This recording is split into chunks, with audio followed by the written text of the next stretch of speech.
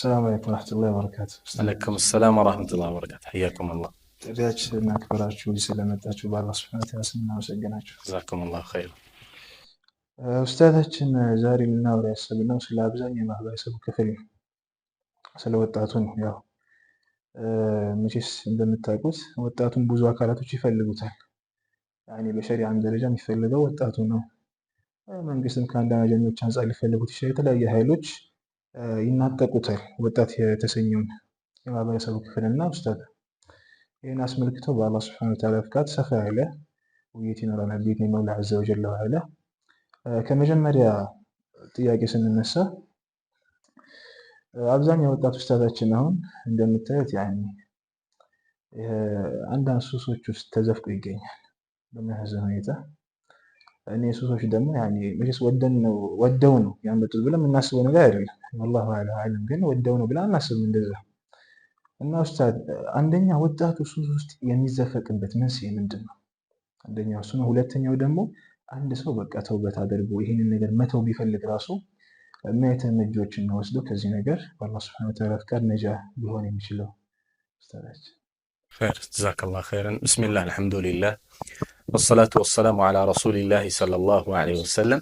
ያው በመጀመሪያ ደረጃ የዲያኡ ሱና ይህንን አይነት ፕሮግራም ቀርጾ ተጋባዥ ስላደረገኝ ሹክራን ለማለት እወዳለሁኝ። ከዛ ባሻገር እንዲህ አይነት ያው ጊዜው የሚዲያ ስለሆነ ሚዲያ በማህበረሰብ ደረጃ የሚፈጥረው ተጽዕኖ ከባድ ስለሆነ በየቦታው በየመስጂዱ በየመድረሳው በየአካባቢው ወንድሞች በዚህ የሚዲያ ዘርፍ የሚችሉትን አበርክቶ ማድረግ እንዳለባቸው ይሰማኛል። መበረታታት ይኖርባቸዋል።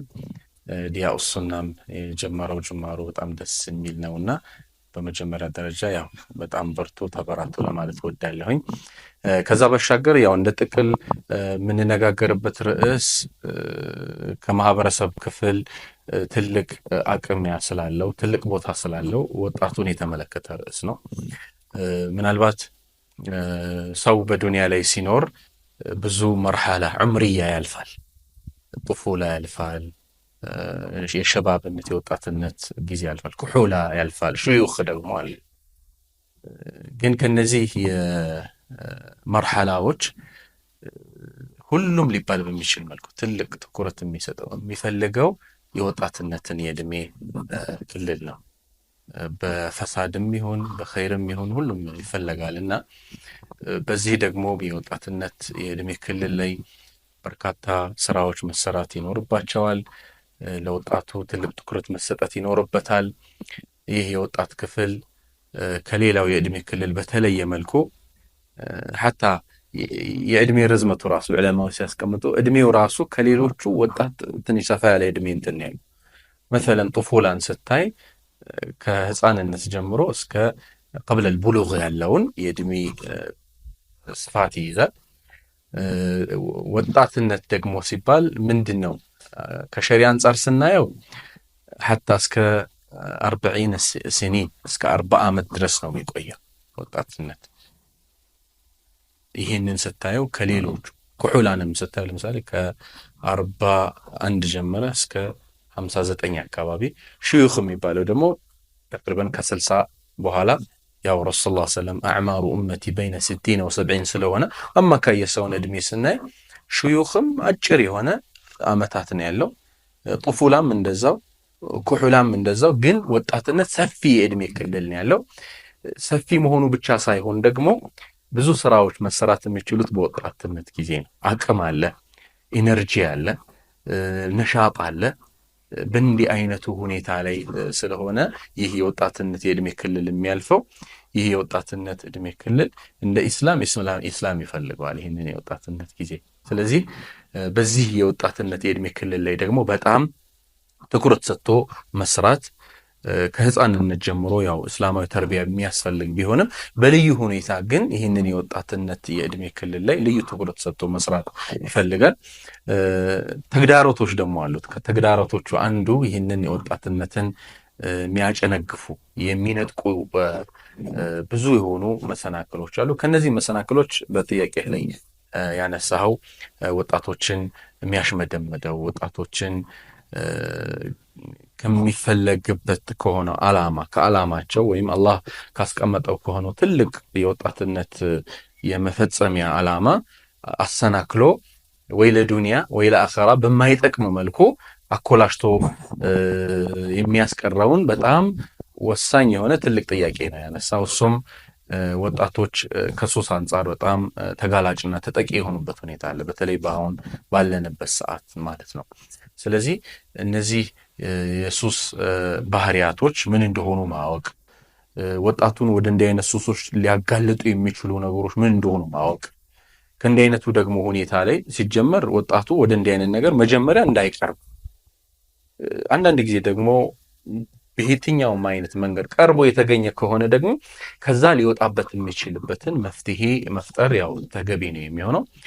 በጥቅሉ አደንዛዥ እጽ የሚባለው ወይም ደግሞ ሱስ የሚባለው ነገር በጥቅሉ ማህበረሰብን ምን የሚያደርግ ማህበረሰብን የሚያንኮታኩት የሆነ አምራች የሆነ ብዙ ለውጥ ብዙ ስራ መስራት የሚችለውን በተለይ ወጣቱን ክፍል ከጥቅም ውጪ የሚያደርግ በጣም አደገኛና ከባድ የሆነ ሁኔታ ነው። በጥቅሉ ሱስ የሚለውን አንዳንድ ሃይላይት ለመስጠት ያክል ሱስ በብዙ አይነት መልኩ የሚተገበርና የሚፈጸም ነው። ግን ጠቅለል ባለ መልኩ የሱስ አይነቶችን ወይም ደግሞ ሱስ አምጪ ንጥረ ነገሮችን አንዳንድ ሐሳቦችን ለመጠቆም ያክል በዚህ በዘርፉ ላይ ያሉ የሆኑ አካላቶች የሱስ አምጪ ንጥረ ነገሮችን በአይነታቸው መድበው ያስቀምጣሉ። እነዚህም ምድባቸውን በተለይም ሰዎች እነዚህ ንጥረ ነገሮች ተጠቅመው ሰውነታቸው ላይ የሚፈጥርባቸውን ለውጦች በመመርኮዝ በሶስት ዋና ዋና ክፍሎች ይከፍሏቸዋል፣ ሱስ አምጪ ንጥረ ነገሮችን ማለት ነው። የመጀመሪያው ከነዚህም የመጀመሪያው ዲፕሬሳንት የሚሉት አለ። ዲፕሬሳንት ማለት ምንድነው? ንጥረ ነገር ነው። ሰዎች ይህንን ሲወስዱት ምን ያደርጋል? they slow down the function of central neutral system nerve system central nerve system ውስጥ ያለውን የነርቭ ሲስተሙን ምን ያደርጋል? አገልግሎቱን በጣም ስሎ ያደርጋል። በማዕና መስራት ካለበት ተፈጥሯዊ ከሆነው የሥራ ሂደት ምን ያደርጋል? ያዳክማል። በጣም ቀዝቃዛ እንዲሆን በጣም የተጎተተ እንዲሆን ያደርጋል። እንዲህ አይነት ንጥረ ነገሮች ማለት ነው። ምን ማለት ነው ይሄ በሌላ አማርኛ? እንደሚታወቀው በሳይንሱ የሰውነት ሙሉ ክፍሎቻችን ከአእምሮ ጋር ከብሬን ጋር ምን አላቸው? በነርቭ ሲስተም ይገናኛሉ። ከሰውነታችን ወደ ብሬን የሚሄደው ሜሴጅ ወይም ደግሞ የሚሄደው የሚተላለፈው መልእክት በጣም የዘገየ ቅርፍፍ ያለ እንዲሆን ያደርጋል። ከሰውነታችን ለምሳሌ የሆነ የሚያቃጥል ነገር አንድ ሰው እንዲህ ሲነካ አእምሮ ምንድነው በጣም ይጎዳሃል ቶሎ አንሳ ነው አይደል? መጀመሪያ ማቃጠሉ ሜሴጁ ወደ ብሬን ይሄዳል። ወደ ብሬን የሚሄደው ይሄ ሜሴጅ በጣም ስሎ እንዲሆን እንዲጓተት ያደርጋል። እነዚህ ንጥረ ነገሮች ብሬን ደግሞ ይሄንን ምን ካደረገ በኋላ ይሄንን ሜሴጅ ከተቀበለ በኋላ ደግሞ ቶሎ ያ አካል አክሽን እንዲወስድ በጣም ስሎ በሆነ መልኩ ያደርጋል። እንዲህ አይነት ንጥረ ነገሮች ዲፕሬሳንት ይባላሉ። እነዚህ ለምሳሌ አልኮልን ይመስል ሊሆን ይችላል። ከአልኮል ጋር የተገናኙ በአልኮል ዙሪያ ያሉ ነገሮች ዲፕሬሳንት የሚባሉ ናቸው። እነ ካናቢስ፣ ሄሮይንም ይጠቅሷቸዋል በዚህ ውስጥ። በጥቅሉ ሰውነት ላይ እንዲህ አይነት ባህሪን የሚያመጡ ከሆነ ካታጎሪያቸው ወይም ደግሞ የንጥረ ነገርነታቸውን በዲፕሬሳንት ይመድቧቸዋል። ሌላኛው ደግሞ ሃሉሲኖጂን የሚባለው አሉ። እነዚህ ሃሉሲኖጂን ደግሞ ምንድነው? ሴንስ የምናረገውን ነገር እንዳለ ይቀይሩታል። ምንድነው ይቀይሩታል ማለት? አንድን ነገር ስናይ ያ ነገር ከሪያሊቲው ካለው ተጨባጭ የተገላቢጦሽ አድርጎ አንድ ነገር ያለ ነገር እንደሌለ፣ የሌለ ነገር እንዳለ፣ ትንሽ ነገር እንደ ትልቅ፣ ትልቅ እንደ ትንሽ፣ እንዲህ አይነት ግልብጥብጥ የሚያደርግ ደግሞ ንጥረ ነገሮች አሉ። እነዚህም ንጥረ ነገሮች በተለይም ወጣቶቹ አካባቢ አሁን የምንጠቅሳቸው ነገሮች በጣም ወጣቶቹ አካባቢ የተለመዱ ምናልባት በኋላ በዝርዝር ልንመጣባቸው እንችላለን። እንዲህ አይነትም ሰውነት ውስጥ ከገቡ በኋላ እንዲህ አይነት ባህሪ የሚያመጡ አሉ። እነዚህም ሃሉሲኖጂን ብለው ይጠቅሷቸዋል። ሌላኛው ሶስተኛው ስቲሙላንት የሚባሉ ናቸው፣ አነቃቂ የሚባሉ ናቸው። እነዚህ ምናልባት ጫት፣ ከካፌን ካፌን ጋር የተያዙ ንጥረ ነገሮች እነዚህ ናቸው። በጣም የሰውነትን ቴምፕሬቸር የሙቀት መጠን የሚጨምሩ ብለድ ፕሬሸርን የደም ዝውውርን የሚጨምሩ የሚያነቃቁና አክቲቭ የሚያደርጉ ናቸው። እነዚህን በስቲሙላንት ይመድቧቸዋል። እነዚህን ነገሮች ነው አሁን ወጣቶች በተለያየ ሁኔታ ላይ ያሉ የሆኑ ወጣቶች ለእንዲህ አይነቶቹ ንጥረ ነገሮች ነው ተጋላጭ የሚሆኑት። እናም ወጣቶቹ እነዚህን ንጥረ ነገሮችን በተለያየ ምክንያት ለእነዚህ ነገሮች ተጋላጭ ሆነው ይታያሉ። ተጋላጭ ከሚሆኑባቸው ምክንያቶች መካከል ትልቁ ማለት ነው የጓደኛ ተጽዕኖ ማለት ፒር ፕሬሸር የምንለው ማለት ነው። ከጓደኛ ማማቾች ወይም አብረው ከሚማሩ አብረው ከሚውሉ ሰፈር ላይ ከመካከላቸው አንድ ሰው ለእንዲህ አይነቱ ነገር የቀደመ ተጋላጭነት ይኖረውና ያንን ነገር በዙሪያው ላሉ ለሆኑ ወጣቶች በተጽዕኖ ማለት ነው ወደ እንዲህ አይነት ነገር ውስጥ እንዲገቡ የሚያደርግበት ተጽዕኖ አለ። ይሄ በጣም ትልቁ በየቦታው ወጣቶች ወደ እንዲህ አይነት ሱሶች የሚገቡበት የሆነ ሁኔታ ነው። የመጀመሪያውና ትልቁ ይሄ ነው። ከዛ ባሻገር ደግሞ በዋናነት ወደ እንዲህ አይነት ነገር ሊገባበት የሚችልበትን ሁኔታ ስንጠቅስ ትልቁ ምንድነው? ከዲን መራቅ፣ ከአላህ መራቅ፣ ከዕልም መራቅ ነው ትልቁ ነገር ማለት ነው። አንድ ሰው ራሱን መሽጉል የሚያደርግበት ራሱን ቢዚ የሚያደርግበት የሆነ ነገር ከሌለው አእምሮን የሚያሰራበት አእምሮን ቢዚ የሚያደርገው ነገር ከሌለ ወደ እንዲህ አይነት ነገር የመግባቱ እንትን በጣም ሰፊ ነው። ስለዚህ ወጣቶች ራሳቸውን ወደ እንዲህ አይነት ነገር ሊያስገባቸው ከሚችልበት ነገር ራሳቸውን የሚጠብቁት ራሳቸውን ተማሪ ከሆኑ በትምህርታቸው አእምሯቸውን ቢዚ ማድረግ፣ ስራ ላይ ደግሞ ያሉ ከሆነ ደግሞ ስራቸው ላይ ውጤታማ ሊሆኑበት የሚችሉበትን ነገር መፍጠር፣ ሌላም በተሰማሩበት ዘርፍ ለዛ ነገር ትኩረት መስጠት። ይህ ነገር ሳይሆን ቀርቶ ልክ ፈራግ የሚባለው ነገር በቃ ከስራም ከትምህርትም ከተለያዩ ኃላፊነቶች ነፃ የሚሆንበት ሁኔታ ሲኖር ሰው ወደ እንዲህ አይነት ኢነ ነፍሰ ለአማረቱን ቢሱእ ወደ እንዲህ አይነት ነገር የመግባቱ ነገር ይኖራል። ስለዚህ እዚህም በጣም ጥንቃቄ መደረግ ይኖርበታል ወጣቱ። ሌላው ምናልባት እንዲህ አይነት ነገር ውስጥ የሚገባበት ምክንያት ሌላው ደግሞ እንዲህ አይነቶቹ ነገራቶች ልክ እንደ ዘመናዊነት የሚቆጠርባቸው አጋጣሚዎች አሉ።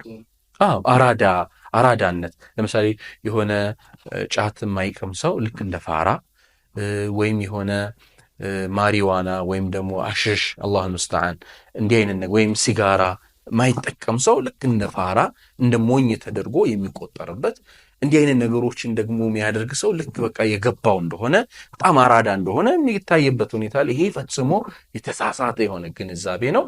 በእንዲህ አይነቶቹም ተጽዕኖ ለምሳሌ አንዳንድ ወጣቶች በዙሪያቸው ያሉ ሰዎች እንዲህ አይነት አደንዛዥ ዕፅ ውስጥ ያሉ የሆኑ ሰዎች ፋራ ስለሚሏቸው ይሄ እንዲህ ነው፣ ይሄ ሞኝ ነው፣ ይሄ ምናምን ብለው የነሱን እንትን ፍራቻ ማለት ነው ጠቅልለው ወደ እንዲህ አይነት ነገር የሚገቡባቸው አጋጣሚዎች አሉና በተቻለ መጠን ከእንዲህ አይነትና መሰል ወደ ሱስ ሊያስገቡ ከሚችሉ ከሆኑ ነገሮች እጅግ በጣም ወጣቱ ራሱን ሊጠብቅ ይገባዋል።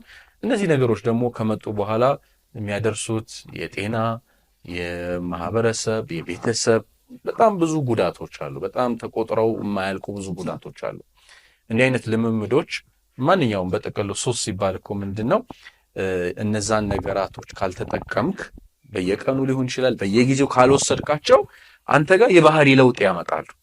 ምን አይነት የባህሪ ለውጥ ያመጣሉ? ድብርት ሊሆን ይችላል፣ መነጫነጭ ሊሆን ይችላል፣ የተለያየ ነገር ያመጣሉ። ወይም ደግሞ በዙሪያችን ካሉ መስማት ከማንፈልጋቸው ከሚጨንቀን ነገር ራሳችን ለማውጣት ሲሉ ሰዎች ምን ያደርጋሉ? እነዚህ ነገሮች ይጠቀማሉ። ስለዚህ ምንድነው የሚሆነው? እነዚህ ነገሮች ከሌሉ ካልተጠቀሙ ማለት ነው ህይወት ጣዕሟም በቃ ጭልም ይልባቸዋል። ከፍተኛ የሆነ ድብርት ውስጥ ድባቴ ውስጥ የሚገቡበት የሆነ ሁኔታ አለ። እንዲህ አይነት ነገሮች ሲሆኑ ከሰውነታችን ጋር ከደማችን ጋር እነዚህ ንጥረ ነገሮች የሚወሰዱት መላመድ ይኖራል። መላመድ ካለ ማለት ሁሌ ይጠይቃሉ። ከዛም በላይ ምግብ እኮ መቼም ወይ በቀን 3 ወይም ደግሞ አንድ ሰው ወይ ሲርበው ነው የሚበላው ምግብ። እነዚህ ነገሮች ግን ወዲያው አምጣኝ የሚሉ ነገሮች ናቸው። ስለዚህ ምን ይሆናል? ልምድ ይሆናል። ሰውየው ጋር ዓዳ ይሆናል፣ ልምድ ይሆናል። ስለዚህ በየጊዜው ይጠይቃል። ለዛ ጥያቄ ደግሞ መልስ መስጠት ያስፈልጋል። መልስ ካልሰጠህ ደግሞ ሰውነት ላይ የሚፈጥሩ የባህሪ ለውጦች አሉ። እነዛ የባህሪ ለውጦች ብዙ የሚያስከትሏቸው ሆኑ ችግሮች አሉ። እንዲህ አይነት ነገሮች ደግሞ እንዲሁ ከመሬት የሚመጡ አይደሉም፣ የሚገዙ ናቸው። በል እንደውም ውድ በሆነ ዋጋ የሚገዙ ናቸው። ስለዚህ ተሸጋግሮ ወዴት ይሄዳል ማለት ነው? ወደ ፋይናንሻል ጉዳይ ላይ ይሄዳል። ፋይናንስ ደግሞ እንደሚታወቀው አብዛኛው ወጣት የሚባለው የእድሜ ክልል ላይ ያለው ሰው ባለው የሀገራችን ነባራዊ ሁኔታ ዛትማች ምንም ይሆን አይደለም፣ ፋይናንሱን ማምጣት የሚችል አይደለም። ስለዚህ ወደ አጉል ወደ ወንጀል ውስጥ ይገባል። ከቤተሰብ ጋር ወደ ጥል ውስጥ ይገባል። ብዙ በቃ ኢኮኖሚያዊ፣ ማህበራዊ፣ በቤተሰብ ጉዳይ፣ በዲን ጉዳይ ላይ ትልቁ እንዲህ አይነት እንትኖች ይመጣሉ። ስለዚህ እጅግ በጣም ጥንቃቄ የሚያስፈልገው ጉዳይ ነው። ከእንዲህ አይነት ነገር ደግሞ መላቀቅና ነፃ መሆን የሚቻልበትን ጉዳይ የተወሰኑ ነጥቦችን ለመግለጽ ያክል ሲጀመር ወጣቶች ወደ እንዲህ አይነት ነገር ከመግባታቸው በስተፊት ላለመግባት ጥንቃቄ ማድረግ። ጥንቃቄ የሚደረገው ትልቁ ምንድን ነው? ወደ ዲን መቅረብ፣ ወደ መስጂድ መቅረብ፣ ወደ ዒልም መቅረብ፣ የአላህን ውዴታ የረሱልን ሰለላሁ ዐለይሂ ወሰለም ውዴታ ሊጨምሩ የሚችሉ ነገሮች ላይ ቢዚ ራሳችንን ማድረግ።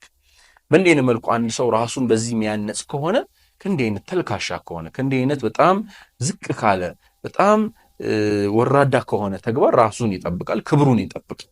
ስለዚህ አንድ ሰው ገና ወደ እንዲህ አይነት ነገር ከመግባቱ በስተፊት ራሱን ወደ ዲን፣ ወደ አላህ፣ ወደ ረሱሉ ሰለላሁ ዐለይሂ ወሰለም ይበልጥ በማስጠጋት ከእንዲህ አይነት ነገር ራሱን ምን ማድረግ ይችላል? ማቀብ ይችላል። አንዴ ደግሞ በሆነም ሁኔታና አጋጣሚ ከገባ ደግሞ ሰው ከእንዲህ አይነት ነገር ሊወጣበት የሚችልበት ብዙ መንገዶች አሉ። ምናልባት እንዲህ አይነት ሱሶች ላይ የገቡ የሆኑ ሰዎች አንድ አይነት አይደለም፣ ደረጃ አላቸው። በጣም ዝቅ ያለ የሆነ ልምምድ ውስጥ ያለ አለ፣ መካከለኛ፣ በጣም ደግሞ የጠናበት ከፍተኛ ይሆናል። እንዲህ አይነት ነገሮችን ምናልባት ዝቅተኛ የሆኑ የሱስ ልምምዶችን አንድ ሰው ጎበዝ ከሆነ ጠንካራ ከሆነ በራሱ እንዲህ አይነት ነገሮችን ማቆም ማስተካከል ይችላል። በራሱ ምናልባት የሌላም አካል እገዛ ሳያስፈልገው ማለት ነው። ምናልባት እንዲህ አይነት ልምምዶችን በሳምንት አንድ ቀን የሚያደርገው ከሆነ በወር አንዴ የሚያደርገው ከሆነ በነገራችን ላይ እንዲህ አይነት ልምምዶች ባንዴ የሚተዉ ባንዴ የሚገቡ አይደሉም። ሲገባም በልምምድ ነው የሚገባው። ከዛ ነገርም ለመውጣት በሚደረገው ጥረት ላይ በቀስ በልምምድ ባንዴ ማቆም ይከብደዋል፣ አይችልም። ስለዚህ አንድ ሰው እንዲህ አይነት ነገር ውስጥ ካለ ቀስ ብሎ ምን ማድረግ አለበት? ጊዜውን ማራዘም ነው ይችላል። ለምሳሌ በቀን አንዴ ከሆነ በሁለት ቀን አንዴ፣ በሶስት ቀን አንዴ እያደረገ እስከ መጨረሻው የሚተውበትን እንዲህ አይነት ነገር መፍጠር ይኖርበታል። ይሄ በራሱ ቁርጠኝነት መፍትሄ ማግኘት የሚቻልበት ሁኔታ አለ። ከዚህ ባሻገር ደግሞ አንዳንድ ጊዜ እንዲህ አይነት ነገሩ በጣም የጠናባቸው ሰዎች ሊኖሩ ይችላሉ። እንዲህ አይነት ሰዎች ደግሞ ማድረግ ያለባቸው ምንድን ነው? በተቻለ መጠን ያሉበትን በተለይም ወጣቶች ያሉበትን እንዲህ አይነት ችግሮች ለቤተሰብ መናገር መድፈር፣ ወይም በዙሪያቸው ላሉ ሊተባበሯቸው የሚችሉ የሆኑ ሰዎች ለእነሱ መንገር፣ ከዛ በኋላ ሶስተኛ አካል እርዳታ እንዲያደርግላቸው ምናልባት በአሁን ላይ ጥሩ በሆነ መልኩ በተለያየ አካባቢ የሪሃብ ሴንተሮች ወይም ደግሞ ማገገሚያ ሴንተሮች አሉ። በጣም ጠና ያለባቸው ሰዎች ደግሞ ማገገሚያ ሴንተሮች በመግባት ከእንዲህ አይነቱ ችግር ያው መላቀቅ ይኖርባቸዋል ለማለት ነው። ወያክም ኢንሻአላህ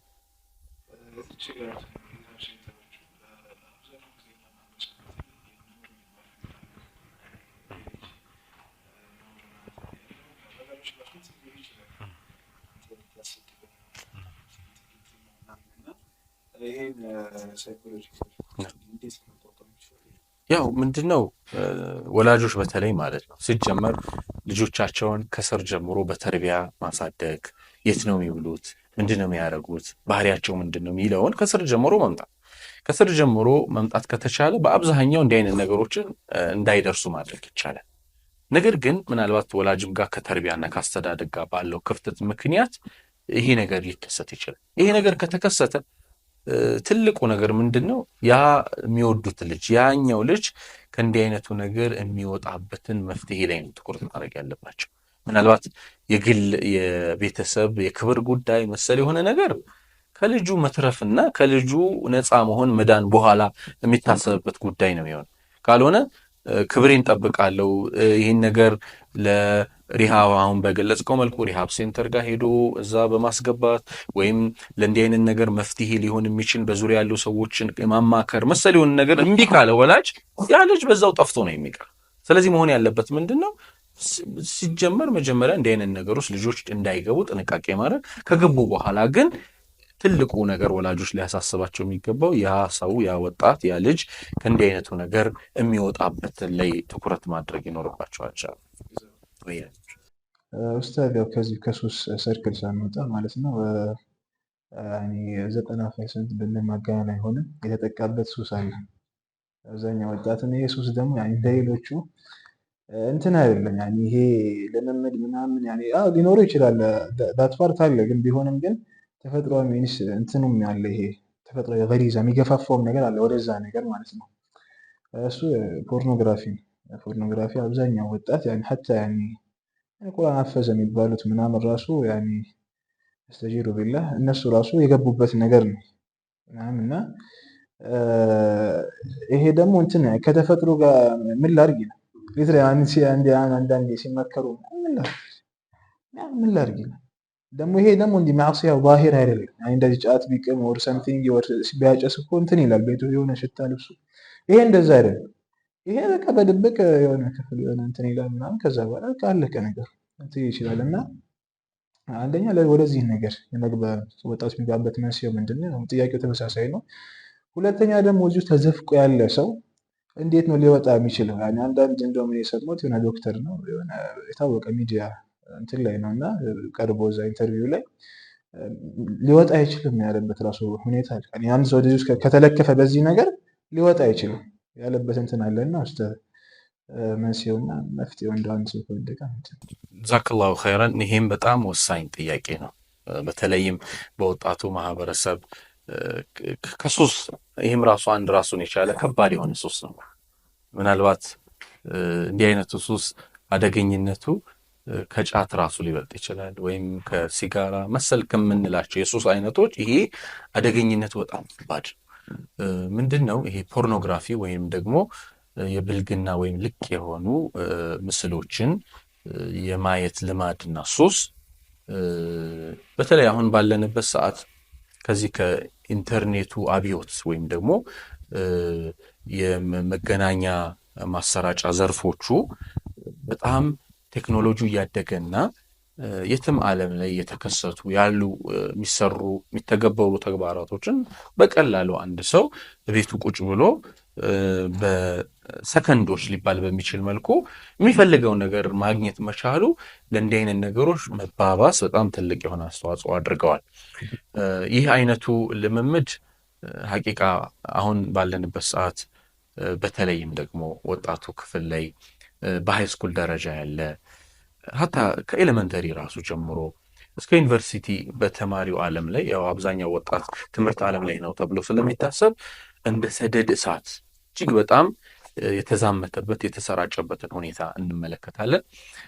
በጣም በሚያሳዝን መልኩ ደግሞ እንዲህ አይነት ተግባራቶች ራሱን የቻለ በትልቅ ኢንዱስትሪ ደረጃ ማለት በኢንዱስትሪ ደረጃ በብዙ ኢንቢሊየንስ ማለት ኢንቢሊየንስ ኢንቨስት የሚደረግበት ትልቅ ራሱን የቻለ ኢንዱስትሪ ሆኖ ዓለም ላይ ከዛ በሚመጡ በሆኑ ምኖች ውጤቶች ማለት ነው በሀገራችን ተጨባጭ ሁኔታም ብዙ ወጣቶች ላይ ትልቅ የሆነ አደጋ እየፈጠረ ያለበት ሁኔታ አለ። በጣም የሚያሳዝነው ደግሞ ምናልባት ስለ እነዚህ ጉዳዮች ላይ በሀገራችን ተጨባጭ ሁኔታ ግልጽ የተጠኑ የሆኑ ጥናቶች በቁጥር በአሃዝ እንዲህ ነው ብለን ልንል ባንችልም እጅግ በጣም ቁጥሩ ግን ሰፋ ያለ ቁጥር ያላቸው ሰዎች በእንዲህ አይነት ነገር እንደተጠቁ ያሳያል። በዓለም አቀፍ ደረጃ ደግሞ ዓለም ላይ በተሰሩ አንዳንድ ጥናቶች ላይ አንድ ያነበብኩት ምንድነው በተለይ አረብ ሀገራቶች ሙስሊም የሚበዛባቸው ቦታዎች ላይ እንዲህ አይነቱ ነገር ከሌላው በተለየ መልኩ በጣም የተስፋፋበት በጣም ከአንድ እስከ 10 እንዲህ አይነትን ነገር የሚገለገል ለምን አንተ እንዲህ አይነት ነገሮች የሚታዩባቸው ዌብሳይቶች ላይ ስትገባ ስላንተ ዳታ ይኖራል። ከየት ሀገር እንደሆንክ፣ ምን አይነት ሰው እንደሆንክ፣ ሐታ እምነትህ ምን እንደሆነ መሰል የሆኑ ዳታዎች የሚሰበሰቡባቸው ምኖች አሉ መስመሮች ስላሉ በእንደዛ አይነት ሁኔታ አብዛኛው የሙስሊም አገር በእንዲህ ነገር የተጠቃ ሆኖ ይታያል። ይሄ ደግሞ የሆነበት ራሱን የቻለ ብዙ ምክንያት ቢኖረውም ግን ከምክንያቶቹ አንዱ እንደተገለጸው እንዲህ አይነት ጉዳዮች በይፋ በአደባባይ ምናምን ራስን አጋልጦ የሚደረግ አይደል። አንድ ሰው ቤት ውስጥ መኝታ ቤት ውስጥ ብርድ ልብስ ውስጥ ገብቶ ማንም በቃ በዙሪያው ማንም እንትን ሳይ የሚገባበት የሆነ ዓለም ነው፣ የራሱ ዓለም። ከባድ የሆነ አዘቅት ነው፣ ጉድጓድ ነው። መውጫው በጣም ማጣፊያው የሚቸግርበት ከባድ የሆነ ሁኔታ ነው ያለው። ስለዚህ በተቻለ መጠን አሁንም ቢሆን በተቻለ መጠን እንዲህ አይነቶቹ ልምምዶችን ምናልባት እንዲህ አይነት ልምምድ ላይ ያልገባ የሆነ ሰው ላለመግባት ጥረት ማድረግ። ለምን ከተገባ ልክ እንደ እብድ ውሻ በሽታ ማለት ነው። የእብድ ውሻ በሽታ እንዴ ከያዘ ከባድ ነው ማላቀቅ። ከደም ውስጥ ጋር የተዋሃደን ነገር ማላቀቁ በጣም ከባድ ነው።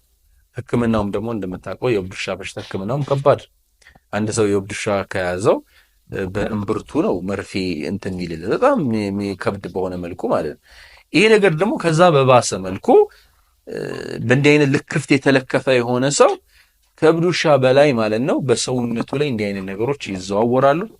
ከእንደዛ አይነት ነገር ራሱን ለማውጣት በጣም ያቅተዋል፣ ከአቅሙ በላይ ይሆናል። ስለዚህ በተቻለ መጠን ላለመግባት ጥረት የማድረጉ ሁኔታ በጣም ሊኖር ይገባል። አሁንም በተመሳሳይ መልኩ እንዲህ አይነት ነገሮች ውስጥ ደግሞ አንዴ ደግሞ የገቡ ሰዎች ይኖራሉ።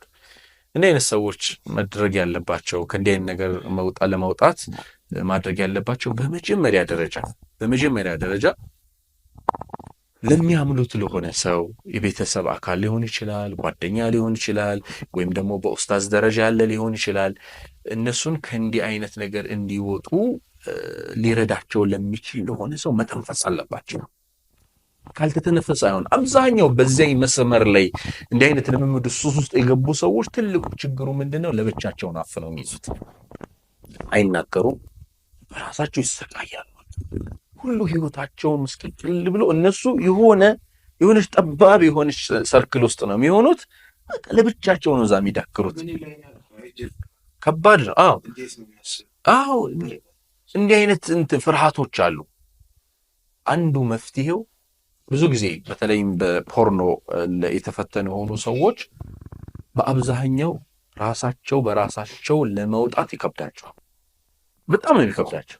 ከባድ ስለሆነ ሱስነቱ ማለት ለመምዱ ከባድ ስለሆነ በራሳችን እናውጣ ከባድ። ስለዚህ በዙሪያቸው ላለ አቅም ላለው መፍትሄ ሊያመጣላቸው ለሚችል ለሆነ ሰው መናገር ይኖርብን። ምንም እንዳይፈሩ፣ ምንም በቃ አላህ ያድርገው።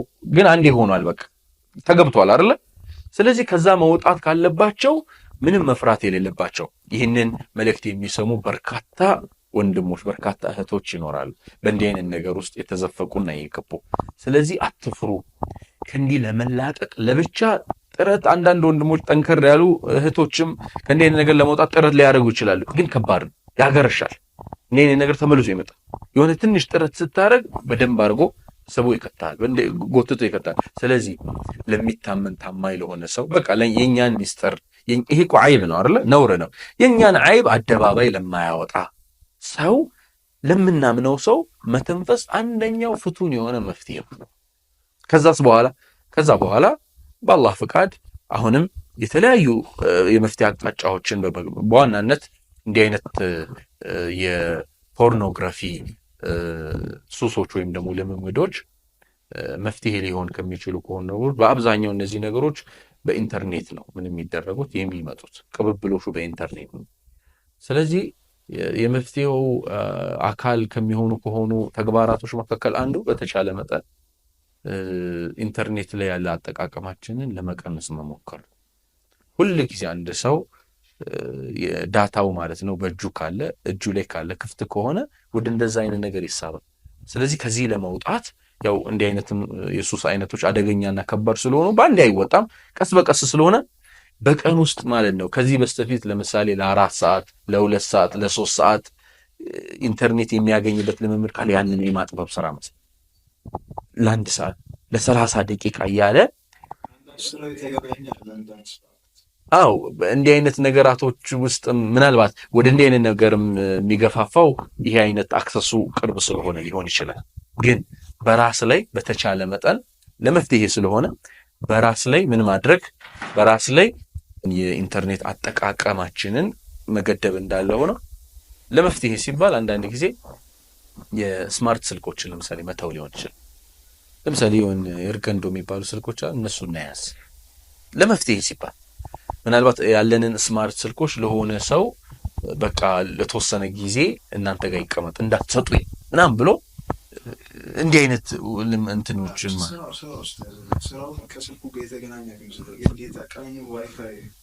አዎ ምንድነው ለምሳሌ አሁን በኮምፒውተር ኢንተርኔት አክሰሱ ኮምፒውተር ከሆነ ለምሳሌ ስራው ቦታ ከሆነ ብዙ ጊዜ ስራ ቦታዎች እንዲህ አይነት ልምምዶች የስራ ቦታ ምናምን የሚፈጸሙ አይደሉም። የሆነ በግል ለምን ለምሳሌ ሐታ በእጅ ስልክ ራሱ ቢሆን ይሄን ነገር የሚጠቀመው ሰው በዙሪያው የሆኑ ሰዎች እያሉ አይጠቀሙም። ይሄን ምንድነው የሚያደርገው? ለብቻው የሆነ ሽሽግ ብሎ ደበቅ ብሎ ነው የሚያደርገው።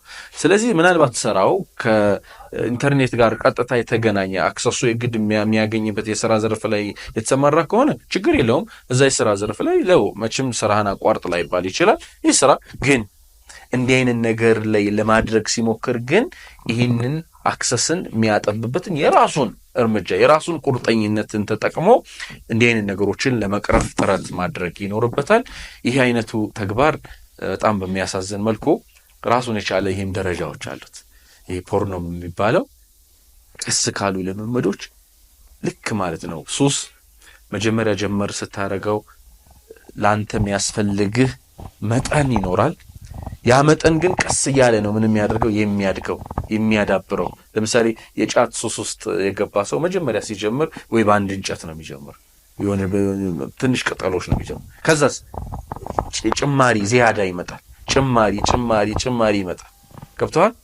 ይሄኛውም የፖርኖም ልክ እንደዚሁ በተወሰኑ ምስሎች የተገደበ ብቻ ልምምድ ውስጥ ይገባና ያ ልምምድ በቂ ሳይሆን ይቀርና ከፍ ወዳለ ልምምድ ውስጥ ይገባል። ምናልባት በዚህ ጉዳይ ላይ ዘርዘር ያሉ የሆኑ ሐሳቦች ቢኖሩም ግን በጥልቀት ዝም ብሎ መዘርዘሩም ማስተዋወቅና እንዲህ አይነት መጥፎ ነገሮችን ማለማመድ ሊሆን ስለሚችል በጥቅሉ ግን ይሄም ራሱ ትንሽ የሆኑ ምስሎችን መጥፎ የብልግና የሐራም መጥፎ ነገሮችን በማየት ብቻ የሚገደብ አይደለም።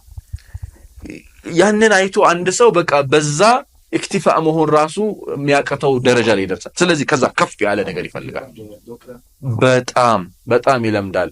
ሰው አንድን ነገር ለመልመድ የሆነ ስሜት የሆነ ደስታ ሊፈጠር የሚችልበትን የሆነውን ነገር ሲያደርግ አእምሯችን የሚያመነጨው ምን አለ? ኢንዛይም አለ።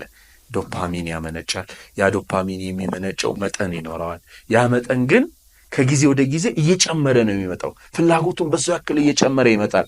በቃ ማብቂያ አይኖረውም። ከአንድ እርከን ወደ ሌላ እርከን ያሸጋግራል። ከአንድ እርከን ወደ ሌላ እርከን እያለ ሐታ በቃ ይሄ አዱንያ ላይ ካለው ከሰው ጋር ያለ ማህበራዊ ሁኔታ ከቤተሰብ ጋር ያለ ነገር እንዳለ እንኩትኩቱ ይወጣና ሌላ ዓለም ውስጥ የሚገባበት ሁኔታ፣ ሌላ የጨለማ ዓለም፣ ሌላ የሸይጣኖች ዓለም ከባድ ሁኔታ ውስጥ መገባት ይመጣል።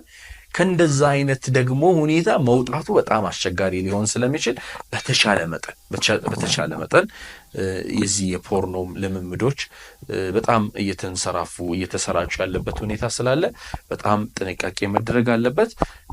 በጥቅሉ ደግሞ ስለ እንዲህ አይነት ነገሮች ትምህርት መሰጠት አለ።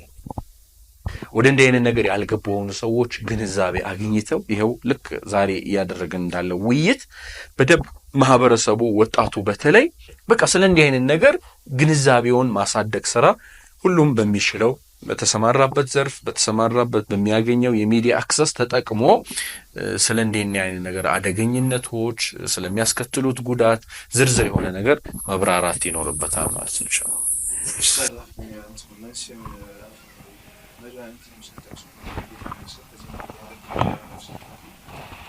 አንዳንዴ አሁን ለምሳሌ ሰው ዙሪያው ላይ ሰው ላይ ነው ወይ ደግሞ ጓደኞቹ ራሱ እንደዛ ሊሆን ይችላል። መስጊድ መሄድ ሰው ሊሆን ይችላል። ውስጥ እንዴት ኮሚኒኬሽን የለውም። ወላጆቹ ደግሞ ትንሽ ከቤት ባሉ አባቱ አሁን ትንሽ ሊገባ ይችላል እና ትንሽ ፕራክቲካል ለሰው ወደ በማለት ውጪ ሌላ ነገር ለምሳሌ የሚቀመጥበት ቦታ እንደዛ ከሆነ ያው ብዙ ጊዜ እንዲህ አይነት ነገሮች ውስጥ ሲገባ በዙሪያ ካለ ከሆነ ሰው ጋር ነው የሚመጣው። እንዲህ አይነት ነገር ተጎተቱ አንድ ሰው በራሱ ወደ እንዲህ አይነት ነገር ቀጥታ ላይ ገባ ይችላል። ለምሳሌ በጓደኛ ተጽዕኖ ነው አንድ ሊገባ የሚችለው አይደል? ስለዚህ የመፍትሄ አቅጣጫ ቅድም የተነጋገርናቸው እንደ መፍትሄ ላልሆነለት ሰው ማድረግ ያለበት ምንድነው? አንደኛ ከእንዲህ አይነት ጓደኞች ራሱን ማላቀቅ ሊሆን ይችላል። አብሮ ሲሆን እነዛም ሰዎች በእንዲህ አይነት ነገር የተዘፈቁ ስለሆነ ስለዛ ነገር ማውራት ስለዛ ነገር እንትን ማለት ይሆናል። እዛው ኢንቫይሮንመንት ላይ ነው የሚሆነው። ስለዚህ ምን ማድረግ? ጓደኛ መቀየር ሊሆን ይችላል አንደኛ።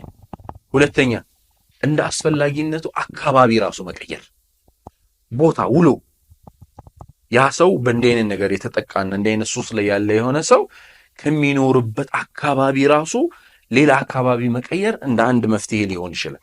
ስለዚህ ይህንንና መሰል የሆኑ ነገሮችን የማድረግ ለምሳሌ ለመፍትሄ እስከሆነ ድረስ ለምሳሌ ከተማ መቀየር ሊሆን ይችላል። እናስፈላጊነት ከአንድ ቦታ ከአንድ ከተማ ሌላ ለምን እዚህ ጋር በቅርበት የሚያገኘውን የለመደውን ነገር ወደ ሌላ ቦታ አዲስ ቦታ ሲሄድ በቀላሉ አያገኘውም።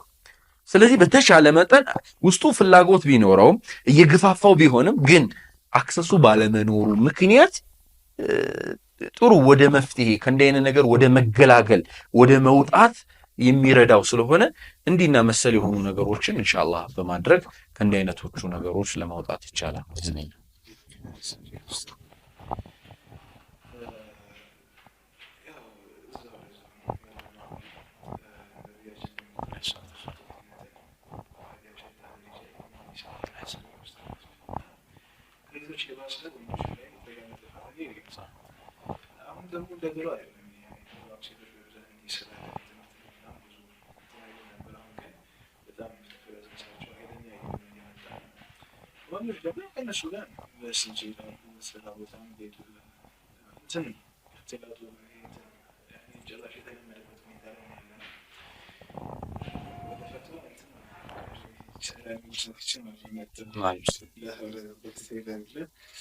ጉንስታችን ወደዛ ሳንሄድ ድንበር መሰመር ያለበት ድንበር ነው። በወንድና በሴት መሀል ለምሳሌ እንዴት ዋልሽ እንዴት አደርሽ ምናምን ይሄ ችግር አለ ነው ለምሳሌ። ከዛ ውጭ ደግሞ እንደዚህ የሆነ ፕሮግራም ይኖራል ሲሉ የሚሳብሩ የሆነ ነገር ከስራ ጋር የተያያዘ ሲመረጡ ነገር ይሄ ድንበሩ ድንበሩ እንዴት ነው መሆን ያለው? አሕሰንት ጀዛከላሁ ኸይረን። አሁንም ስለ ወጣቶች ስንነጋገር ሌላ ደግሞ ቅድም ከተነጋገርናቸው ደግሞ ጃኒብ ሌላ ጃኒቡ ደግሞ ፈታኙ በተቃራኒ ጾታ መካከል ያለ የስበት መሳሳብ አንድ ሌላ ራሱን የቻለ ይሄ ስበት በሚፈለገው መስመር ላይ በትክክለኛው መስመር ላይ ካልሆነ አደጋ ነው፣ በጣም ከባድ ነው። ምናልባት በዚህ ርዕሰ ጉዳይ ድንበሩ እንዴት ነው ምንድነው መደረግ ያለበት የሚለው ነገር ላይ በተቻለ መጠን ሚዛናዊ መሆን በተቻለ መጠን ወንዶች ከሴቶች ጋር ያላቸው አላቃ ሚዛናዊ ሸሪዓ ባስቀመጠው መስመር ያው ሚዛናዊ ስንል ሸሪዓ ያስቀመጠው መስመር ነው። በዛ ሚዛን ከሆነ በወንዶችና በሴቶች መካከል ያለው ፊትናም ያለው ፈተናም መስመሩን ይዞ የሚሄድበት ሁኔታ አለ። ምናልባት በወንዶችና በሴቶች መካከል ያለ አላቃ ግንኙነት ሲባል ወደ ታችም ራሱን የቻለ ድንበር ማለፍ ይኖረዋል፣ ወደ ላይም ራሱን የቻለ ድንበር ማለፍ ይኖረዋል። ለምሳሌ አንድ ሰው خلاص በቃ ከናካቴው ከሴት ጋር ምንም አይነት አላቃ የለኝም ብሎ ራሱን አቋርጦ ሊኖር አይችልም። ንባራዊ ሁኔታ አይፈቅድም እንደዚህ ለማድረግ። በሆነ አጋጣሚ ሊገናኝ ይችላል። ግን ማድረግ ያለበት ምንድነው? ድንበሩ ስኬት ነው መሄድ። እሷ ነጥብ ነች፣ ወሳኛዋ ነጥብ ማለት ነው። ድንበሩ ሁዱዱ ከታወቀ በዛ ሁዱድ መሰረት መስተናገድ ይችላል አንድ ሰው ማለት ነው። ወደ ላይም ደግሞ ድንበር ወጥቶ ድንበር አልፎ ደግሞ ልክ በሆነ መልኩ ከሴቶች ጋር ለምሳሌ ሙስሊም እኮ እህቶቻችን ናቸው እኛ ሙስሊም ወንድሞች እነሱን ካልቀረብን ማን ሊቀርቧቸው ነው ምናምን በሚልም በሸይጣን ጉሩራቶች ሽንገላዎች ልክም መሆን ተገቢ አይደለም። ልክ በመካከል ላይ ነው ማለት ነው። በመካከል ላይ በዚህም ድንበር ማለፍ በዚህም ድንበር ማለፍ ሳይሆን መካከልና ሚዛናዊ መሆን። ይሄ መካከለኝነት ሚዛናዊነት ምንድን ነው ከተባለ ደግሞ ዋናውና ትልቁ ነገር ልክ አላህ ሱብሓነሁ ወተዓላ ቁርአን ላይ እንደገለጸው ማለት ነው አይኖቻችንን እንድንጠብቅ እንድንሰብር አዟል። አንድ ወሳኙ ድንበር የአይን ስራ የአይን ድንበር አንድ ሰው ሲያይ ነው ያየውን ነገር ወደ ልቡ አስገብቶ ከዛ በኋላ ተግባር የሚጀመረው ማለት ነው። ስለዚህ አላህ ስብሐነሁ ወተዓላ ወቁል ሊልሙእሚኒነ የግዱድነ እያለ ወቁል ሊልሙእሚናት የግዱድነ ሚን አብሳሪሂነ ወየሕፈዝነ ፍሩጀሁነ እያለ እንደሚገልጸው ወንዱንም ሴቱንም የሚመለከት የአላህ መመሪያ ነው። ለወንድ አማኞችም ለሴት አማኞችም ነገራቸው ምን አይኖቻቸውን ሰበር ያድርጉ። በተቃራኒ ጾታ መካከል ያለው ግንኙነት የአይን ድንበሩ ካልተጠበቀ በጣም ከባድ ነው የሚሆነው። ስለዚህ የመጀመሪያውና ትልቁ ሁዱድ መጠበቅ ያለበት ድንበር ያልተፈቀደለትን ወንዱ ሴትን መመልከት ማቆም ይኖርበታል። ሴቷም ያልተፈቀደላትን ማቆም ይኖርበታል። ይሄ ሲባል ግን እንዴ መንገድ ላይ እኮ ይኬዳል አይደል? መንገድ ሲኬድ በቃ ዝቅ ያለ ራሱን ለአደጋ ማጋለጥ ደግሞ የለበትም ማለት ነው። ምንድነው ምናልባት የመጀመሪያ አንድ እይታ ሊኖር ይችላል፣ ግን አለማቆየት እይታው ቶሎ ሰበር ብሎ ምን ማድረግ እይታ በደንብ ቆይታና ጊዜ ካገኘ ያ የሚታየው ነገር በነገራችን ላይ አይናችን ከባድ ፎርኬ አይደለም 8K ከዛ በላይ ነው። ካሜራ እንትኑ በጣም ከባድ ነው። አንዴ ያነሳውን ፎቶ ወደ ቀልብ ነው የሚወስደው። ቀልብ ላይ ደግሞ አንዴ ምስሉ ከታተመ በኋላ ደግሞ አላህን ሙስተዓን ሰውየው ተኝቶ በህልሙም ሊመጣበት ይችላል። ያየውን ነገር ከባድ እንትን ውስጥ ይገባል። ስለዛ ምንድነው የአይን ድንበሩ ምን ማድረግ መጠበቅ። ይሄ ላይ አንድ ሰው በተቃራኒ ጾታ ጉዳይ አይኑ ላይ ትልቅ ስራ መስራት ከቻለ በቃ የተቃራኒ ጾታ ፈተናን በደንብ የብረት አጥር አድርጎ በጥሩ ሁኔታ ወደ እንዲህ አይነት ፈተና ላይገባ ጥሩ መከላከያ ይይዛል። ስለዚህ የአይን ድንበር ሁዱድ ላይ እንዲህ አይነት ጥንቃቄዎችን ማድረግ ከዛ ባሻገር ደግሞ በተቻለ መጠን እንደ ሸሪዓ ያው አንድ ወንድ ያልተፈቀደላትን ሴቷም ያልተፈቀደላትን ወንድ መጨበጥ፣ ሰውነታዊ ንክኪ ማድረግ መሰል የሆኑ ነገሮችን ማድረግ የተከለከለ ስለሆነ በምንም ተአምር ወጣት በተለይ ወጣቶች ሲሆን ሻህዋው ስሜቱን በጣም ከፍ ያለ ስለሚሆን በምንም አይነት መልኩ ከሴቶች ጋር ሙሳፈሃ ማድረግ የመጨባበጥ መሰል የሆኑ ንክኪዎችን የማድረግ ኸልዋ የማድረግ ሌሎች ሰዎች ሳይኖር አግሎ ከሴቶች ጋር የመቀመጥና የማውራት መሰል የሆኑ ነገሮችን በቃ ሸሪዓ የሚከለክላቸው ስለሆነ እንዲህ አይነት ነገሮችን ላለማድረግ በጣም ጥረት ማድረግ ይኖርብናል ሁላችንም። ይሄ ሁዱድ ከተጠበቀ ወደ እንዲህ አይነት ነገር ፈተና ላለመውደቅ ጥሩ የሆነ መከላከያ ጋሻ ይዘናል ማለት ነው። ይሄ አይነት ነገርም ላይ ሐቂቃ በጣም ትልቅ ጥንቃቄ መደረግ አለበት።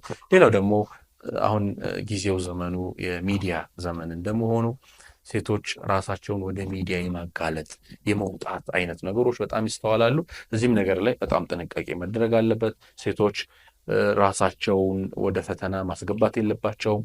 ሌሎችንም ሰዎች ወደ ፈተና ማስገባት የለባቸውም። ስለዚህ በተቻለ መጠን ሴቶች ራሳቸውን ለሚዲያው እንዳያጋልጡ አደራ ለማለት ነው። እንዳለ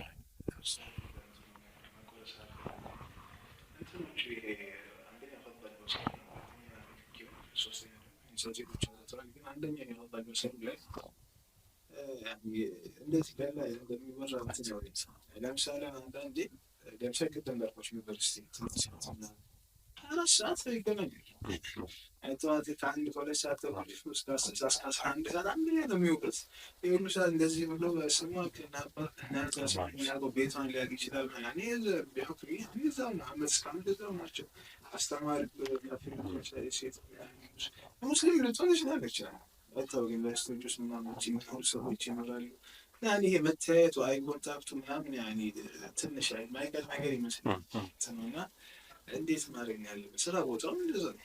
ብዙ ዜጎች አሉ እንትን ይከብዳል። ሁሌ صح በተለይ ትምህርት ተቋማቶች ላይ የሥራ ቦታዎች ላይ ይህ አይነቱ ነገር ምናልባት እንደገለጽከው ልተተወው ላቋርጠው ልከልክለው ብትል ማይሆኑ ሁኔታዎች ሊኖሩ ይችላሉ።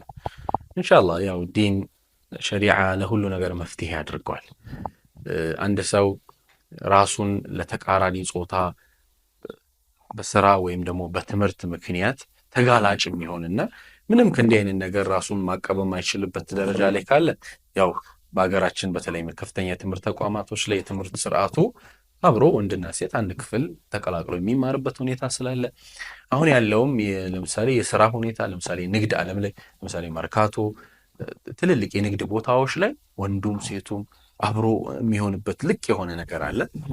ይህንን ነገር መቼም አንድ ሰው በቃ ከናካቴው ወይ ስራዬን ልተው ወይ ትምህርቴን ልተው እስካላለ ድረስ ወይም ይህንን ነገር ሊቀርፍ የሚችል ሌላ ሸሪያውን የጠበቀ የንግድ ማዕከላት ሸሪያውን የጠበቀና ያማከለ የትምህርት ተቋማት እንደ መፍትሄ አማራጭ ሆኖ እስካልቀረቡ ድረስ በእንዲህ አይነት ነገሮች ማለፍ ግድ ይላል።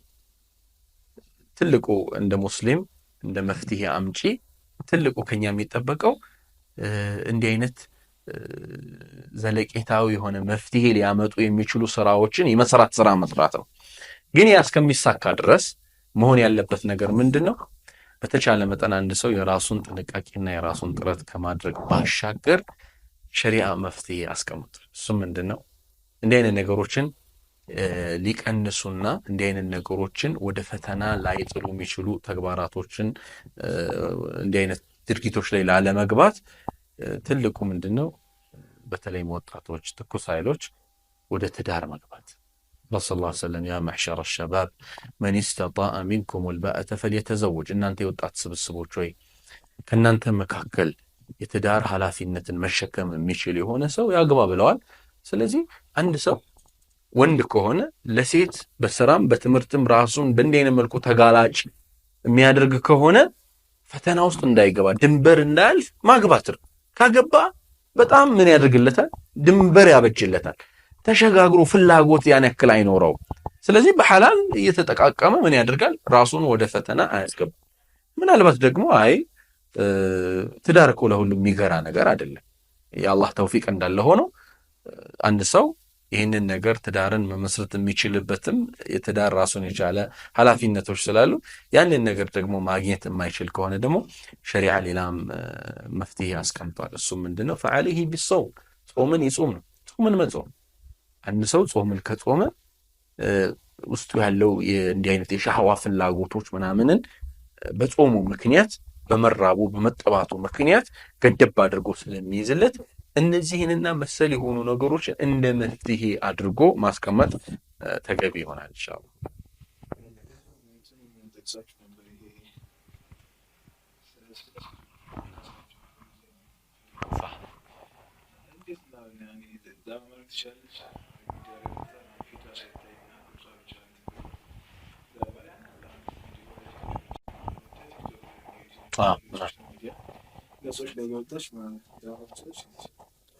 ወላሂ እንዲህ አይነቱ ጉዳይ ላይ ያው ሸሪዓ ለሁሉ ነገር አህል አድርጎለታል። በተቻለ መጠን ሴቶች ወንዶች ብቻ ኃላፊነታቸውን መወጣት የሚችሉባቸው ቦታዎች ላይ ራሳቸውን የዛ አካል አድርገው ባይቀርቡ ጥሩ ነው። በተለይ አሁን ባለንበት ሰዓት በማህበራዊ ሚዲያ ላይ በቲክቶክ ላይ በተለይ ማለት ነው አልহামዱሊላህ ብዙ ለዚህ ነገር ብቁ የሆኑ መድረኩን አንጻራዊ በሆነ መልኩ መሸፈን የሚችሉ ወንዶች አሉ አሁን ባለንበት ሰዓት ላይ። ስለዚህ ይህንን ኃላፊነትን ለወንዶች የመስጠቱ ሁኔታ ቢኖር በእህቶች በኩል በጣም ጥሩ ይሆናል። አይ የግድ ደግሞ አላህ ዕልም ሰጥቶኛል ዕውቀት ሰጥቶኛል ስለዚህ ሰዎችን የግድ ማስተማር አለብኝ ደግሞ ካሉ ደግሞ እህቶቻችን ሌላ ፕላትፎርም መከተል መጠቀም ይችላል። ሌላ መድረክ ምን አይነት መድረክ? ለምሳሌ በየአካባቢዎቻቸው መስጂዶች ይኖራሉ፣ መድረሳዎች ይኖራሉ። ሴቶችን በአካል እዛው በደንብ ወጥሮ የማስተማር ስራ ቢሰሩ።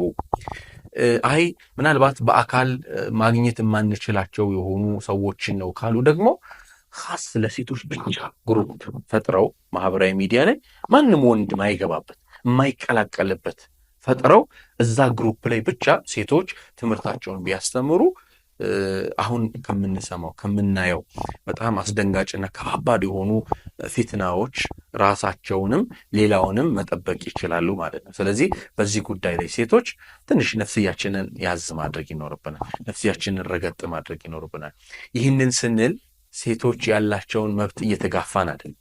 ሴቶች ለዲን ያላቸውን ጥሩ የሆነ ማበረከት የሚችሉትን ነገር እንዳያበረከቱ እየደፈንን ሳይሆን ከዚህ ጋር ተንተርሶ የሚመጡ ፈተናዎችን ከመዝጋት አንጻር ስለሆነ በተቻለ መጠን ሴቶች ኢንሻአላህ በዚህ ጉዳይ ላይ አላህን እንዲፈሩ አደራ እንላለን።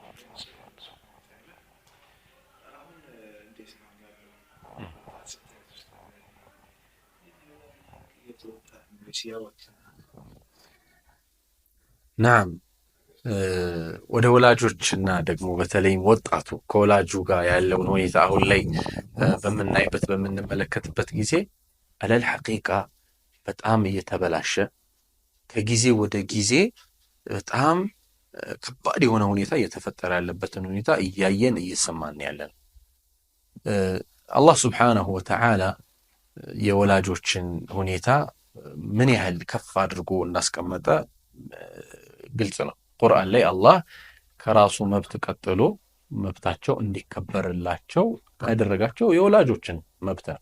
ወቀዳ ረቡከ አላ ተዕቡዱ ኢላ ኢያሁ ወቢልዋሊደይን ኢሕሳና አላህ የራሱን ዑቡድያ እኔን በብቸኝነት ተገዙ አምልኩኝ ብሎ አላህ የላ ኢላሃ ኢላላህን የተውሂድን ጉዳይ አላህ አስቀምጦ እንትን ካለ በኋላ ለወላጆች በጎ እንድንውል ወላጆቻችን እንድንታዘዝ እንድናከብር ለነሱ በጎ እንድንውል ነው አላህ ሱብሓነሁ ወተዓላ ምን ያደረጋል ያዘዘን።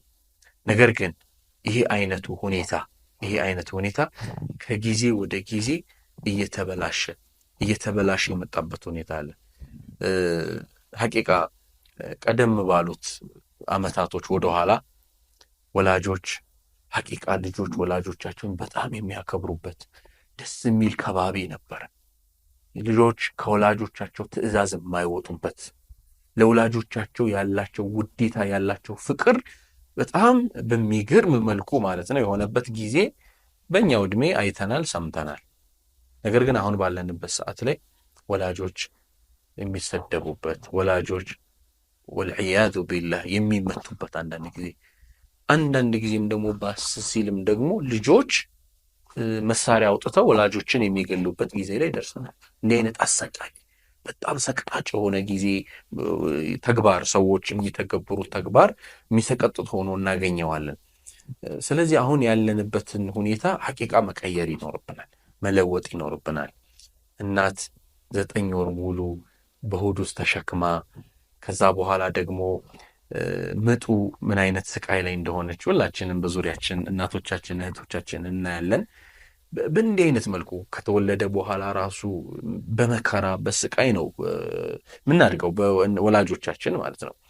ይሄ አይነቱን ነገር አሁን የምናሳየው ነገር ሐቂቃ ለወላጆቻችን አይመጥንም፣ ከኛ አይጠበቅም። እንዲህ አይነት ነገር ብልህ አንድ ሰው ራሱን እንደ ዘመናዊ አድርጎ የሚቆጥር የሆነ ሰው ዘመናዊነቱ መገለጫ አንዱ ወላጅን በማክበር ነው መሆን ያለበት። ወላጅን በመመናጨቅ ወላጅን በመስደብ ወላጅን በማዋረድ ወላጅን ዝቅ በማድረግ የሚመጣ አንድም ነገር አይኖርም። በል እንደውም የህይወት ጥፍጥናው ዜሮ በሚገባበት መልኩ ህይወት ምስቅልቅሉ ነው የሚወጣው። አንድ ሰው የገዛ ወላጁን የማያከብር ከሆነ ነገ ከነገ ወዲያ ህይወቱ ምስቅልቅል ይወጣል። ምናልባት አላህ ወፍቆት ልጅ ቢወልድ ራሱ ልጁ አልጀዛኡ ሚን ጂንሲል ዐመል በወላጅ አባትና እናት ላይ የሰራውን ስራ ልጁ በራሱ ምን ያደርጋል? በራሱ ይደግምበታል። ስለዚህ አሁን ባለንበት ሰዓት ላይ በተለይ በዚህ በወጣቶች ከወላጆች ጋር ባላቸው ሁኔታ ላይ በጣም እየተበላሸ እየዘቀጠ የመጣበት ሁኔታ ስላለ ይህንን ነገር ማረም ማስተካከል ከሁላችንም የሚጠበቅ ኃላፊነት ይቻላል።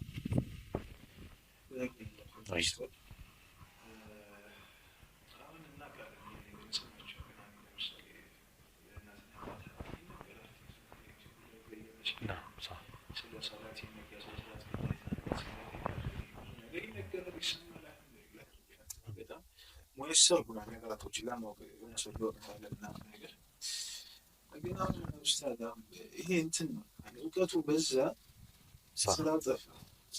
አብዛኛው ወጣት ማንም ሰው እንግዲህ ሌላ እንደውም አንዳንዴ ምን የተሲሆነ የገድን አንዳንዴ ማያውቁት ነገራሱ የሆነ ልጅ ጋር ሊሆን ይችላል በት የዘማሪያ ነገር ይህን ያህል እንደዚህ የሆነ ራሱ ያ እውቀቱ በጣም ኖሮ ግን ስራው መሬት ላይ የቀዘቀዘበት መንስኤው ወላሂ በርካታ መንስኤዎች ይኖሩታል። በርካታ መንስኤዎች ግን ምንድን ነው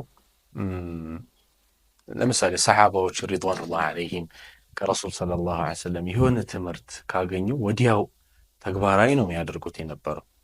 እነ እብነ ዐባስ እነ እብነ መስዑድ ከረሱል ሰለላሁ ዐለይሂ ወሰለም ቁርአንን ሲማሩ 10 አንቀጽ አጠር ያለች 10 አንቀጽ ብቻ ተምረን ያችን ነገር ተረድተን ተገንዝበን ሐፍዘን በተግባር ሳናውለው ሌላ አንጨምርም ይሉ ነበር። ይሄ የሚያሳየው ምንድነው?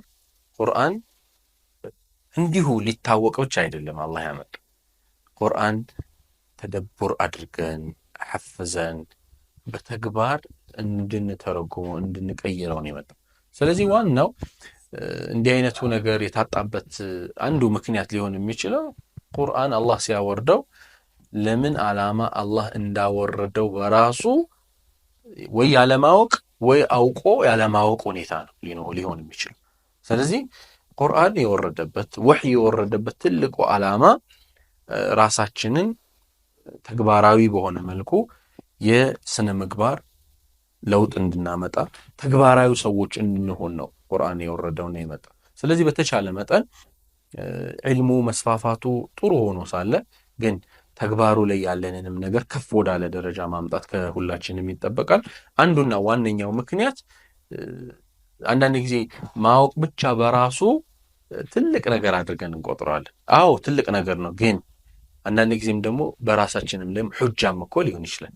አንድ የሚያቅና ማያቅ ሰው አላህ ዘንድ እኩል ተጠያቂነት የላቸውም። አውቆ አጥፊና ሳያቅ የሚያጠፋ ሰው አላህ ዘንድ እኩል ተጠያቂነት የላቸውም። የሚያውቁ ሰዎች ላይ ትንሽ ነገራቶቹ ከበድ ይላሉ። ስለዚህ ዒልም ወይም ደግሞ እውቀት በራሱ ማወቁ ብቻ እንትን አይደለም። እንትን ጋያው ትልቁ እንትን ሄዶ የሚደርሰው ነገር እዛ ላይ የሚቆም አይደለም። ከዛ በኋላ ምንድነው? ከዛ በኋላ መስራት ነው፣ መተግበር ነው የግድ። አላህ ሱብሓነሁ ወተዓላ ወልዐስር ኢነል ኢንሳነ ለፊ ኹስር ኢላ አለዚነ አመኑ ወዐሚሉ ሷሊሓቲ ወተዋሰው ቢሰብሪ ወተዋሰው ቢልሐቂ ወተዋሰው ቢሰብር። አላህ መጀመሪያ ዒልምን እውቀትን አስቀድሞት ነው። ኢላ አለዚነ አመኑ ኢማን ከዕልም በኋላ ነው የሚመጣው። ያለ ዕልም እምነት አይኖርም። ስለዚህ ዕልም የመጀመሪያው፣ ከዕልሙ በኋላ ምን አለ? ተግባር አላህ ያስቀመጠ። በል እንደውም አላህ እዚህ ቁርአን አንቀጽ ላይ አላህ የገለጸው እዚህ ሱራ ላይ ሰዎች ሁሉ የከሰሩ ናቸው ብሎ አላህ በቃ ሁሉ ሰው ክስረት ውስጥ እንዳለን የገለጸው። ከዚህ ከኪሳራ ነፃ የሚወጣው ሰው ያወቁ ናቸው ወይም የሚያውቁ ሰዎች ናቸው ብሎ አላህ አልዘጋው። ካወቁ በኋላ የሚተገብሩ የሚሰሩ በተግባር ከዚህ ከኢለ الذين آمنوا ከሚለው በኋላ ያለው እኮ እንዳለ ተግባር ናቸው። وعملوا الصالحات وتواصوا بالحق በሐቅም እንትን ማድረግ መመካከር እኮ የተግባር ስራ። وتواصوا بالصبر በሰብርም መመካከርና አደራ መባባል የተግባር ስራ። ስለዚህ ቁርአን በአጠቃላይ የሚፈለግበት ካወቅነው በኋላ በተግባር ላይ ማዋል እንደሆነ መረዳትና መገንዘብ ይኖርብናል። ይሄ ትልቁ ጉዳይ ነው። ምናልባት ከዚህም ባሻገር ሌሎች ብዙ ምክንያቶች ይኖሩታል። ከነዛም ምክንያቶች መካከል ለምሳሌ አንዳንድ ጊዜ አርአያችን ማን እንደሆኑ አለማወቅም። ማን ነው አርአያ? መሰለን ለሙስሊሙ ለወጣቱ እንደ አርአያ አድርገን የምንይዛቸው አካላቶች ማን ነው ሊሆኑ የሚገቡ? እነማን ናቸው?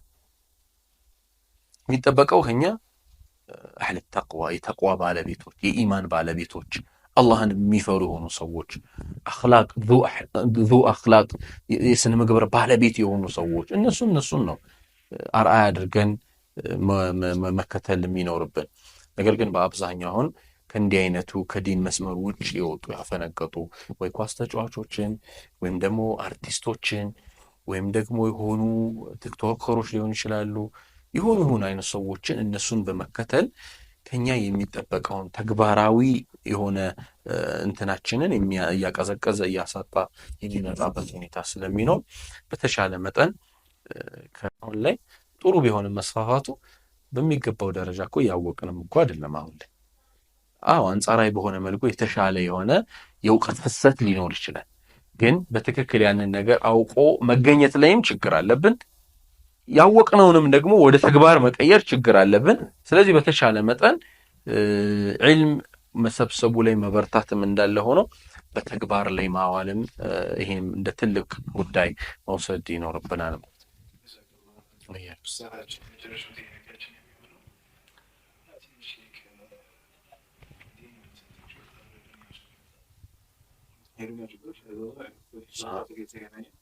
ግን አንድ መሰረታዊ ልንለው የምንችለው ችግር አይ ብዙኛው ወጣቱ ትምህርት ላይ ያለው ጊዜ ሆኖ ያለው የሚቀጥለው ሚላስሪ ሁሉም በስራ ችግር እየተሰቃየ እየተንገላታ ነው። ወደ ስደት ይሄዳል። አንዳንድ በጣም ተስፋ እየቆረጠ ያለበት ሁኔታ አለ። እሱ ልሙት በእንትን ለመላውነት ነገር ውስጥ አንዳንዱ እኔን ሰማይ ራሱ ተስፋ ተስፋ ውስጥ ነው ቤት የሚጫነው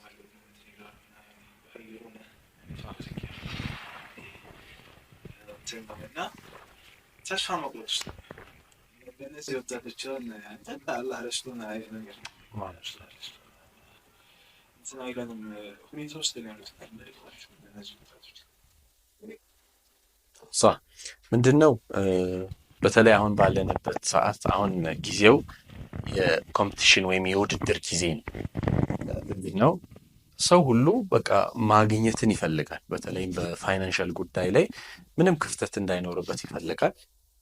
ጥሩ ነው ፍላጎቱ፣ ይሄ ጥሩ ነው። ነገር ግን ይሄ ፍላጎት መሟላትና መሳካት የሚችለው በመስራት።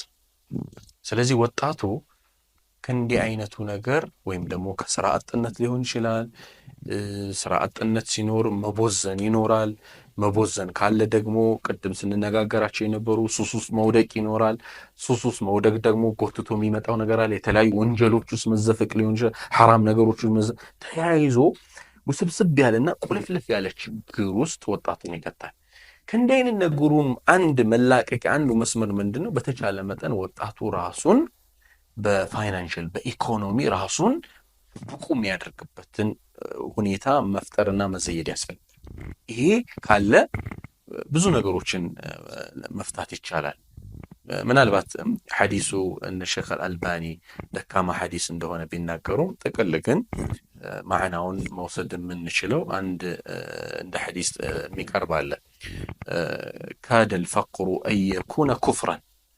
አንድ ሰው ችግረኛ ሲሆን ድሃ ሲሆን የሚፈልገውን ነገር መሸመት መግዛት የሚችልበት አቅም ሲያጣ አንድም ይሁን በሌላ ወደ ኩፍር የሚሄድበት ሁኔታ በጣም በሀገራችን ተጨባጭ ሁኔታ አብዛኛው የኩፍር ኃይሎች ምን አይነት ስስጎንን የሚጠቀሙት በተለይ ወጣቱን ማለት ነው። ምንድነው የሚያደርጉት? ስራት የሆነውን ወጣት እና እንዲህ ውጭ ሀገርን ልካለን፣ እንዲህ የሥራ ዘርፍ እናስይዛለን፣ እንዲህ እንደጉማለን፣ እንዲህ እናረጋለን። ማባበያው ይሄ ነው። እነዚህ ባጢል ላይ ያሉ የሆኑ ሰዎች ወደ ወጣቱ በተለይ ሐቅን እውነትን ይዘው እውነትን ነግረው አይደለም ወደ ራሳቸው የሚያመጡት። የኢኮኖሚ ችግሩን አይተው በስስ ጎኑ ነው የሚመጡለት። ገብተዋል። ሐቅንማ እኮ የሚናገሩበት አንደበትም የላቸውም፣ መጽሐፋቸውም ሐቅን ሊናገር አይችልም። ስለዚህ ምንድነው የሚያደርጉት? ወጣቱ ጋር ካሉ ከሆኑ ችግሮች የፋይናንሻል የኢኮኖሚ ችግር፣ ስለዚህ የኢኮኖሚ ችግርን እንፈታለን እንዲናደርግ አብዛኛው የኩፍር ኃይል አብዛኛው እንትኑ እኮ ሰበካው እንትን ላይ ብር ላይ ኢኮኖሚ ላይ ብልጽግና ነው፣ እንደዚህ ዘይት ነው፣ ስኳር ነው፣ ሀብታም ትሆናለህ ነው፣ ከፎቅ ጋር የተገናኘ ከመኪና ከቁስ ጋር የተገናኘ ነው።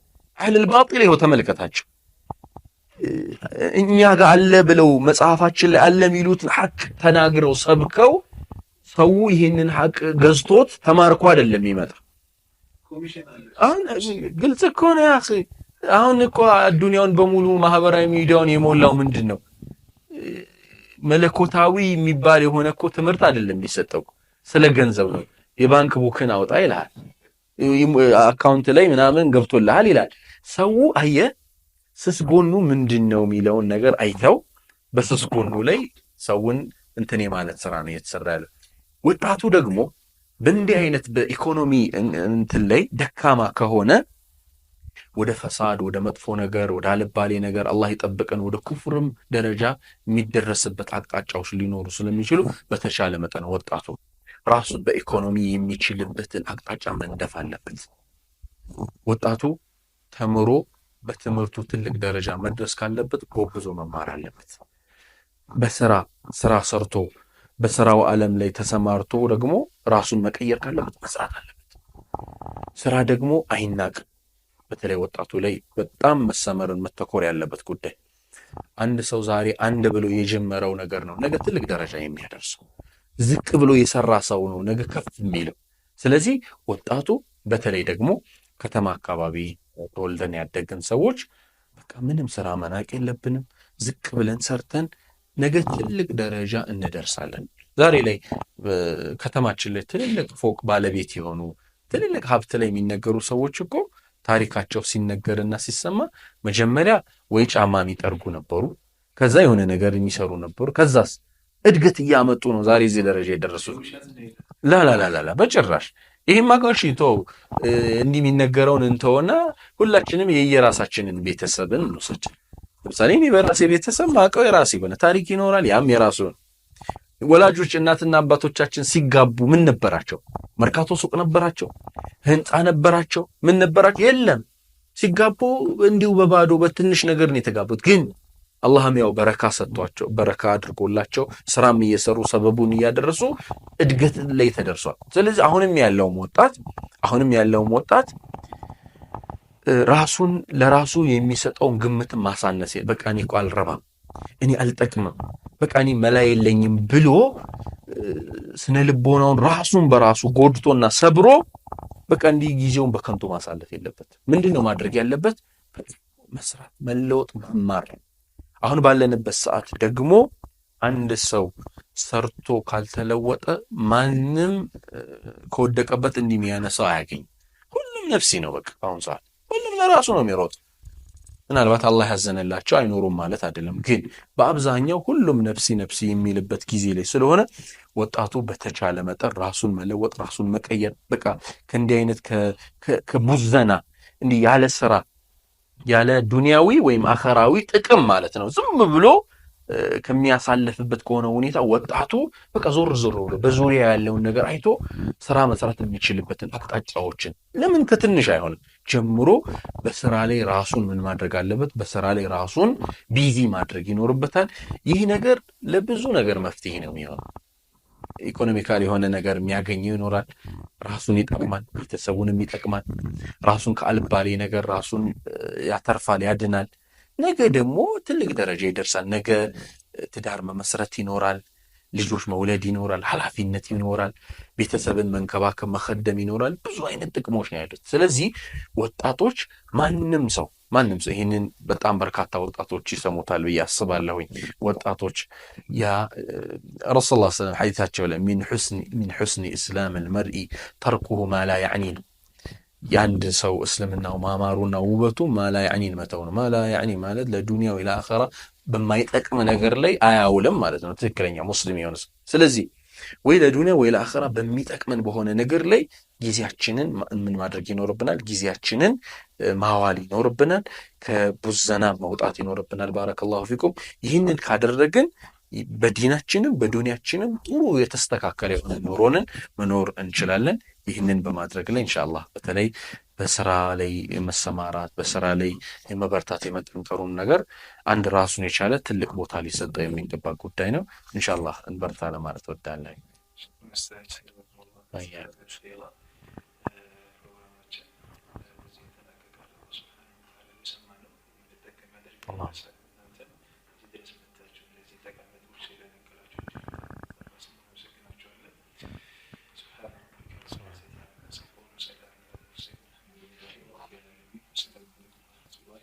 عليكم السلام ورحمة الله وبركاته.